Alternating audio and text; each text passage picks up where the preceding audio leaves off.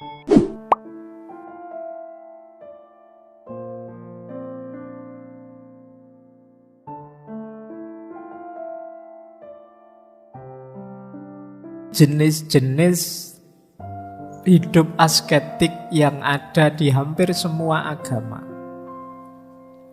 Yang pertama jelas puasa. Puasa itu ada di hampir semua agama. Bahkan bisa dikatakan di hampir semua makhluk. Itu ada unsur puasanya. Menahan dirinya sebentar demi panen yang lebih besar. Itu namanya puasa. Yang kuat menahan capeknya belajar, ya nanti panen kepinteran. Yang kuat menahan lelahnya ibadah akan panen manisnya iman.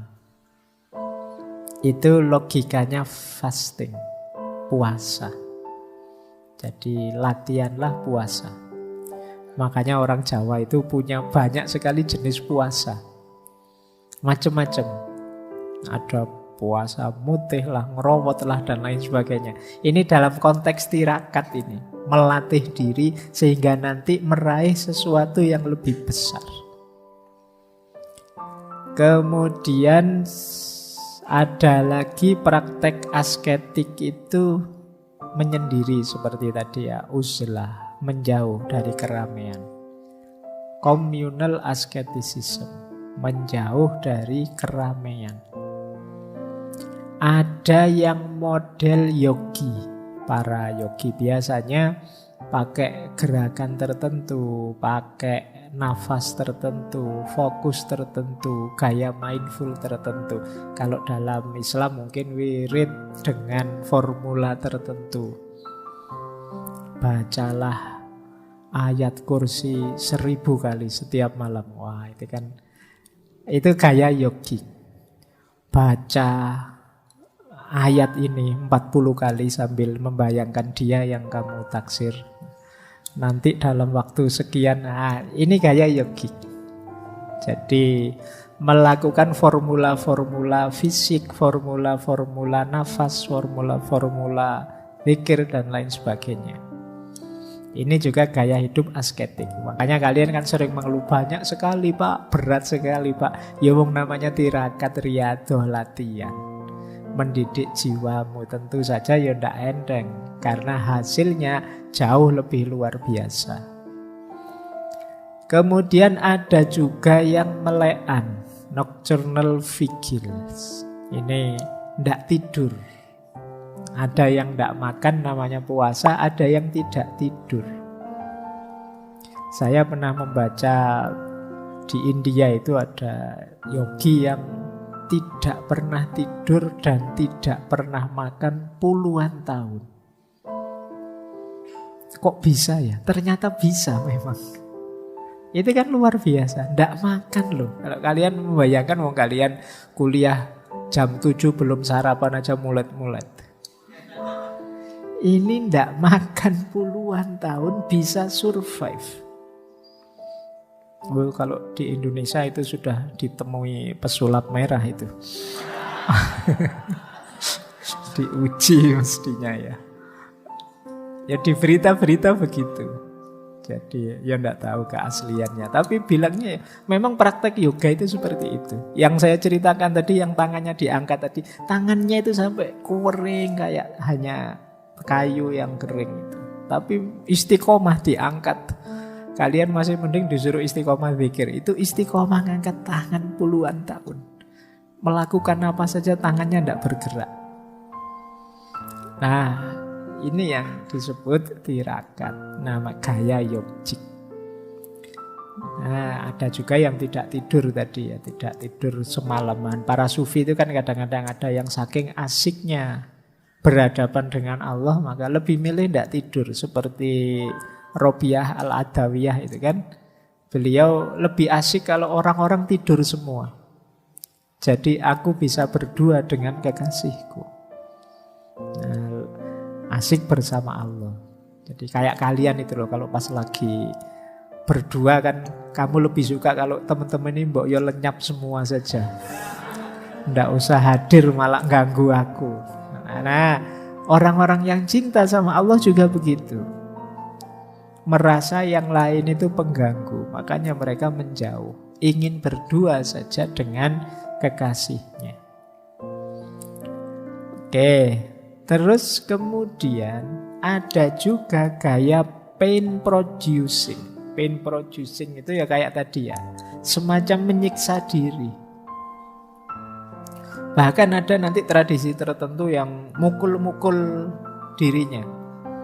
Pakai cambuk kecil itu pundaknya dipukuli, dadanya dipukuli. Ini semacam penyiksaan diri untuk merasakan betapa dirinya itu lemah, tubuhnya itu lemah. Yang kuasa dan ingin diperkuat itu batinnya, dekat dengan yang maha batin. Nah, ini banyak nanti ritual-ritual yang jenisnya pain producing. Ada kalanya fisik, ada kalanya juga mungkin aktivitas. Mungkin kalian pernah melihat praktek-praktek thorikot tertentu. Wah, ini membaca Fatihah 100 kali misalnya. Kalian kan mungkin dianggapnya kajian apa terus ikut. Waduh, ini tidak selesai-selesai Fatihahnya, kamu tersiksa sekali. Tapi yang sudah biasa tidak masalah, dia tidak tersiksa. Karena dia tahu ada target lebih besar dari itu. Itu namanya jenis pain producing. Jadi memperlemah diri, menyiksa diri biar sadar, biar tobat. Ada juga yang terakhir, kalau ini berat, selibasi, tidak menikah. Nah, iya. Banyak tradisi agama-agama yang banyak. Bahkan kalau di Islam banyak beberapa ulama tidak menikah. Mungkin karena fokus pada ilmu. Jadi cuma tidak ada doktrin selibasi. Di beberapa agama ada doktrin orang suci yang tidak menikah. Jadi memang milih tidak menikah. Nah, ini bukan karena tidak laku ya, kalau mau banyak tidak kayak kalian. Jadi ini karena memang spiritualitas. Jadi dianggapnya menikah itu bagian dari pemanjaan nafsu. Nah, nanti ada beberapa ulama juga tidak menikah mungkin karena mewakafkan dirinya untuk umat demi ilmu. Jadi ini juga jenis praktek hidup asketik.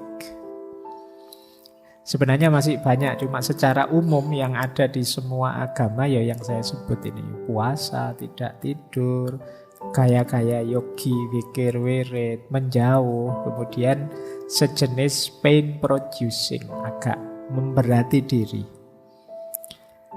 Terus tujuannya ya memang ada yang duniawi, ada yang ukhrawi. Ada yang duniawi, ada yang spiritual. Bahkan ada yang jenis kesaktian-kesaktian. Di tradisi mistik tertentu yang namanya tirakat itu mengharapkan dapat power. Sakti itu kan sumbernya bahasa India sebenarnya. Jadi mendapatkan, kalau bahasa Jawanya, kadigdayan. Kalau melakukan tirakat ini nanti menguasai ilmu ini, menguasai, bisa mukul orang jarak jauh, bisa menghilang, bisa punya keris petir atau bisa, nah, yang kayak gini. Jadi tirakatan ada yang memang fokusnya untuk dapat daya, kekuatan magis, kekuatan gaib. Ada yang memang tujuannya mendekat pada Tuhan. Pasrah diri sepenuhnya ke ranah ilahiyah. Ada yang tujuannya duniawi. Saya puasa 40 hari ini Pak, biar rezekiku lancar. Nah, ini tujuannya duniawi. Jadi tirakat-tirakat hidup asketik untuk tujuan duniawi. Saya ini sekarang uzlah di hutan Pak, tujuannya biar anak cucu saya besok makmur semua, sejahtera semua. Nah, ini tujuan duniawi. Ada yang tujuan spiritual, pasrah sepenuhnya pada Allah. tidak meminta efek pamrih-pamrih duniawi. Ya tujuan duniawi itu kayak teman-teman kalau pas lagi ujian kok mero-mero rajin tahajud. Kalau pas lagi ada pamrihnya tiba-tiba rajin Senin Kemis. Nah, itu tujuan-tujuan duniawi. Jadi padunya atau pamrihnya. Nanti begitu rajin tahajud terus dilihat terakhir, IP saya kok tetap saja tidak naik ya. Padahal sudah tahajud loh. Terus akhirnya males tahajud. Ya karena pamrihmu pamrih duniawi. Jadi ya sama saja kamu tahajud sepanjang malam malas belajar ya tidak bisa jawab akhirnya. Nah tapi ada tujuan-tujuan duniawi, tujuan-tujuan spiritual. Bahkan kadang-kadang ada tujuan-tujuan kesaktian, daya magis. Makanya orang yang melakukan hidup asketik itu di masyarakat biasanya dipandang orang ini istimewa, orang ini elit, orang ini superior. Jadi itu persepsi di tengah masyarakat. Nah, ini buahnya. Kalau tadi tujuannya berarti dari manusianya, kalau ini buahnya. Dari berbagai konsep hidup, gaya hidup asketik, itu secara umum orang menganggap gaya hidup asketik itu punya manfaat menyembuhkan, memurnikan, meremajakan, refreshment spiritualitas. Kalau teman-teman merasa tiba-tiba saya kok rasanya belakangan banyak sekali berdosa Pak, saya belakangan ini kok banyak sekali terjebak dalam hidup yang buram, gelap misalnya, coba sebagai obat salah satu alternatifnya pilih gaya-gaya hidup asketik. Dalam rangka apa? Membersihkan, refreshment, biar spiritualitasmu hidup lagi, segar lagi. Sudahlah Pak, saya tak puasa dulu mungkin bulan-bulan ini biar lebih dekat sama Allah. Saya tak nambah volume ibadahnya biar lebih dekat sama Allah. Saya tak menjauh sebentar dari orang-orang ramai biar lebih dekat sama Allah.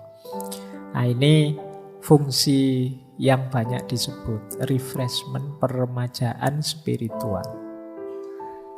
Kemudian untuk hidup yang lebih baik, khususnya hidup yang hakiki, karena hakikatnya hidup ini kan kembali kepadanya, ilaihi roji'un.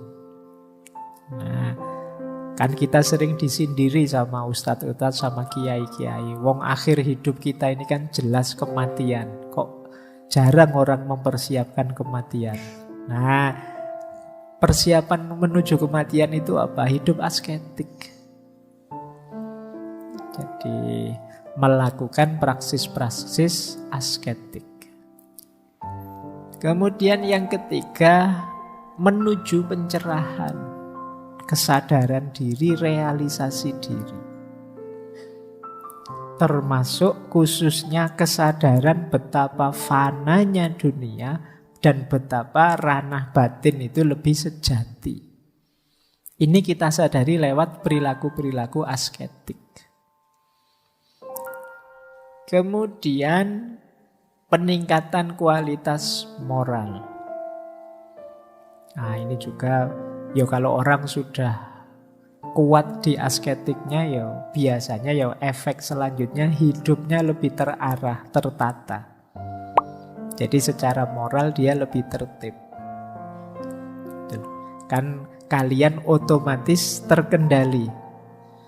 Misalnya kalian puasa setiap hari, itu kan pas lagi puasa itu kan kalian tidak pantas. Mau misuh-misuh, masuk poso, ya misuh-misuh aku tidak pantas. Mau mojok berdua sama pacarmu, poso-poso mojok, nanti batal puasaku. Mau apa, otomatis terkendali. Itu yang disebut meningkatkan kualitas moral. Orang juga kan kalau lihat kalian soleh sekali, tiap malam bangun tahajud, puasanya juga banyak, itu kan tidak hanya kalian, lingkungan sekelilingmu ikut mengendalikan. Kalau kalian mau aneh-aneh kan diingatkan, Mas yo mosok kayak gitu mulutnya ndak pantas wong yo biasa tahajud kok misalnya. Jadi orang-orang sekeliling juga ikut ngontrol, ndak hanya kalian. Mosok anak soleh kok gitu. Ini kan bisa diingatkan sama lingkunganmu. Janganlah ini agak-agak subhat ini, sampean jangan deket-deket, sampean anak soleh rajin ke masjid kok malah nonton yang gini-gini misalnya. Nah ini yang lain juga ikut ngontrol. Jadi perilaku asketik secara tidak sadar ngontrol kita dari perbuatan-perbuatan yang tidak bermoral. Dan tentu saja penguatan orientasi hidup yang tidak berhenti sekedar dunia, karena ada hidup yang lebih hakiki, yaitu hidup nanti sesudah mati. Nah, inilah buah yang kita panen kalau kita menjalankan hidup asketik secara umum.